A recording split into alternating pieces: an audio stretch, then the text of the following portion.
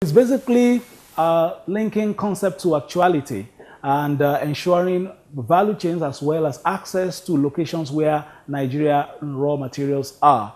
It is no longer news that the nation has a considerable number of locations brimming with natural resources. The problem has been that they are likely untapped due to a combination of factors ranging from accessible roads to investor apathy. Our own Cecil Egbele has been doing some statistical work in this area.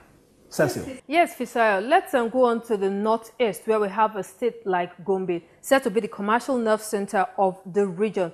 It has rich agricultural land and can employ up to 80% of its active population. In 2015, it generated 4.7 billion naira of internally generated revenue. Now imagine what will happen if it explores its potentials in commercial agriculture.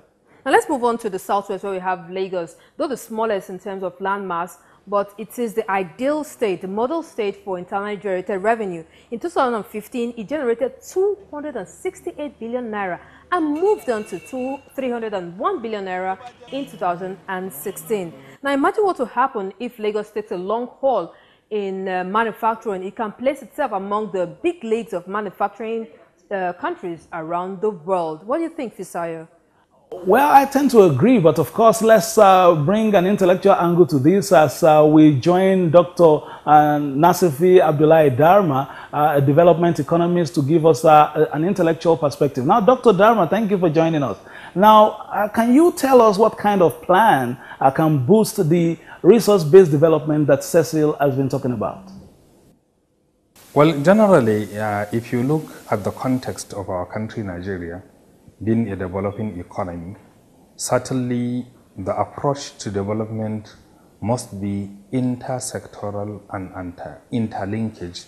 Unfortunately, almost in the last 30 years, we have never had any coordinated development planning strategy in such a way that the potentialities of the multi-sectors that make up the national economy and the potential input and output relationship associated with that, it is important that we put our hands together so that we can develop a coherent medium-term national development strategy that is not only implementable at the federal level, but taking into consideration the state governments and the local governments, and particularly the energies, the potentialities, and the economic strength of the informal sector of this national economy, which represent a huge source of economic growth and development, which was hitherto not taken into consideration and serious as it should be.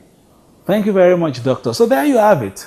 A synergistic and properly planned development agenda, which is currently being pursued, could help turn concept to positive reality for Nigerians.